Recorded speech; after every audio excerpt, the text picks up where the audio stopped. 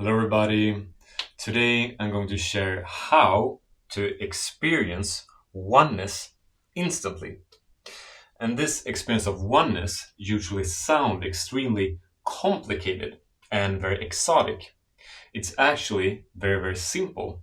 Oneness is there all the time, but people cannot perceive it because they are completely addicted to and completely immersed within their conceptual overlay that they place on top of oneness.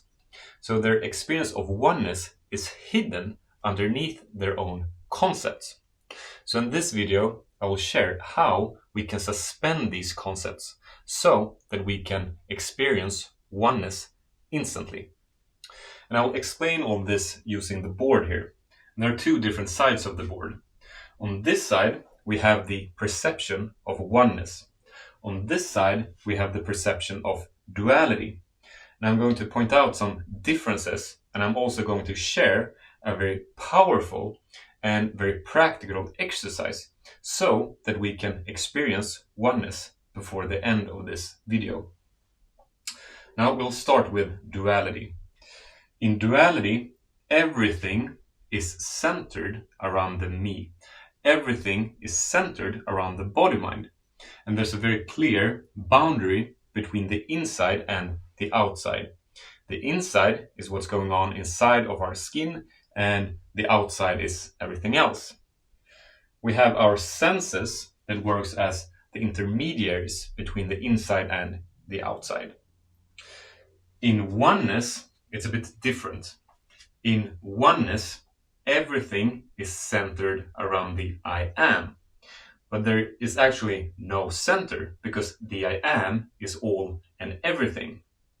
What we can say about the I am is that it's the awareness of being aware, or the awareness of being. We can also say that the I am is the now. We can say that the I am is the background or the screen where all experience take place. So our experience take place as projections, as appearances on the screen of I am. So these appearances can be our feelings, our thoughts, our body, our whole world is appearing on the screen of I am. But what's very important to understand is that there are never different things that appear on the screen of I am. There's only the I am. So the I am modulates itself so it can take on different appearances without being anything other than the I am. Okay? In duality, the world exists outside. One is identified with the separate individual self. So one can feel quite small living as a separate self inside of this huge reality outside of oneself. In oneness, the world exists inside. The world is an appearance on the screen of I am. The world is a projection only. And the outside is only conceptual. This also means that there is no inside, because the only thing that ever exists is the I am. And in oneness, we have the primary perception. We have direct experience, the isness of being. In duality, we have secondary perception. This is perception through the conceptual structure or through a mental overlay. What this means is that here we have all the categories for our experience. We have all the meaning that we ascribe to things. We have all our understanding. But the understanding of a thing is not the thing itself. So the understanding is in duality. The thing itself, the isness, is in oneness. In oneness, the world is made of consciousness only. Matter is a concept. So in oneness, different substances, different elements are always only consciousness. So consciousness modulates itself so it can take on all and every appearance. So there never is anything other than the I am, but the I am can take on different shapes, can take on different qualities, different characteristics, but it will always have the same origin as consciousness, and it will always only stay as consciousness. In duality, the world is made of matter. Matter gives birth to consciousness. So here we find the famous hard problem of consciousness, where it is seen that our minds is made of consciousness, but then we have a whole reality made of matter. And somewhere along the line, matter gives rise to consciousness, and it's very difficult to determine the connecting link. And this whole belief in matter can be a huge blockage when we want to realize our non-dual nature. And it can also be a huge blockage to opening up new possibilities of awareness and perception. So if we start to uproot this belief, if we start to challenge this belief, we can free up immense amount of energy that we can use to explore new possibilities and go deeper and further into our exploration of reality. One can use different methods to uproot this belief in the matter paradigm. Some people might be called to a scientific exploration where they study the latest cutting-edge science, where one can find a scientific description of a reality without imposing a substance called matter. Other people might be called to inquiry and contemplation, and still other people might want to do it through altered state of consciousness, where one can tune one's awareness, one can tune one's perception in ways where one perceive, in ways where this whole idea of matter do not even make sense. So one can explore this from many different angles. And this whole paradigm deserves separate videos to thoroughly pick apart. But if we're only going to give this a short glance, this dualism between consciousness and matter usually looks something like this, where we have our consciousness inside of our skulls, and we have a world made of matter outside. But if we are looking at this closely, we will realize that the only experience we have is one of consciousness. And the only thing that we actually can experience is consciousness as well. Everything that goes on outside is only inferred. It's only believed into existence. We cannot ever experience it. So we can see that the only experience we ever have is consciousness. Consciousness is fundamental. And if we take this one more step, here we believe our consciousness resides inside of our brains. But our brains is only an appearance inside of our consciousness. It's not that consciousness arises inside of the brain. The brain arises inside of consciousness. And this fundamental distinction is extremely important. Consciousness is always fundamental. This doesn't mean that the body and the brain is not important. They are very important.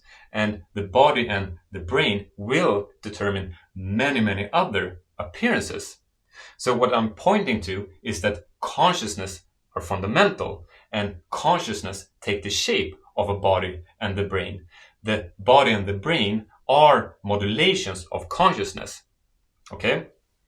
So, moving on. In duality, time and space are fundamental.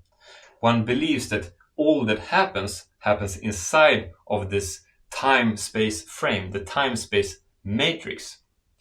Looking at this from oneness, time and space are appearances inside of the I am. So the I am, the awareness of being aware, do not need time and space to recognize its own being. However, time and space are a powerful appearance inside of the I am. And inside the appearance of time and space, there can appear new appearances inside of the frame of time and space. So here we can start to see how realities within realities take form. What we can see from all this is that duality is a mental overlay on oneness. duality is consciousness looked at through the prism of concept. And it looks something like this. The light of knowing, or the light of I am, pure consciousness, shines through the prism of the mind, or the prism of thought. And when this pure light of I am goes through this prism, it can change appearance, it can modulate itself into a new shape, into new qualities, into new characteristics. So everything starts with oneness, and oneness moves through the prism of the thinking mind, which will give rise to all of our world of duality. Let's do an exercise to show how all this works. Looking at me through the lens of duality, you will see me outside of yourself. You see yourself identified with your body-mind, and you will see me external to you. So these two things are very different. There's a clear inside and an outside. But if you're looking at me from the lens of oneness, you see this guy talking on the screen. And this guy talking on the screen is a modulation of your consciousness, is a modulation of your I am. So you are taking the shape of me, as well as you are taking the shape of your body-mind, because this guy talking on the screen is an appearance inside of your consciousness, made of your consciousness, as well as your body-mind is an appearance inside your consciousness, made of your consciousness. So here we can start to see that there is no you and me. There's only the I, or only the I am. So the guy talking on the screen is your consciousness taking a certain shape. Okay? Let's take another one. Now, listening to me talk, you can hear my voice. And from the perspective of duality, this voice is coming from outside of you. This voice do not belong to you.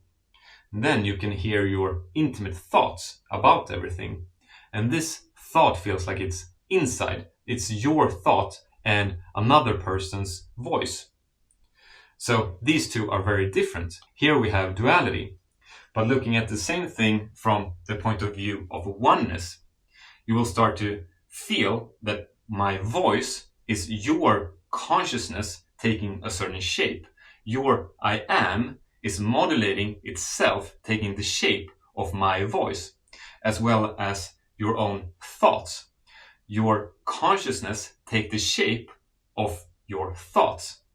So both my voice and your thoughts are both appearances inside of your consciousness. They are both just as intimate.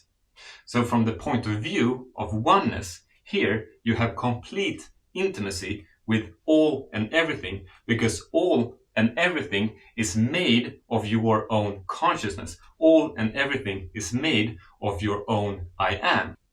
When you start to experience oneness in this way, you can start to experience the freedom from the burden of the separate self, and the freedom from the alienation of feeling small in this huge reality that exists outside of ourselves. And here, in duality, we experience the freedom to explore all that we can be in our uniqueness, in our individuality. So we can explore and jump back and forth on the different sides of the prism of the mind.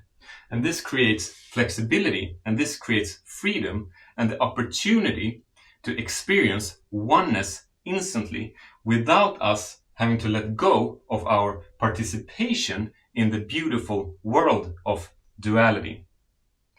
Now, that was all I wanted to say about this today. Thank you very much for watching. I'm very curious about what you think about the video. Consider giving it a like, consider subscribing to my channel. That was all. Thank you very much. Bye for now.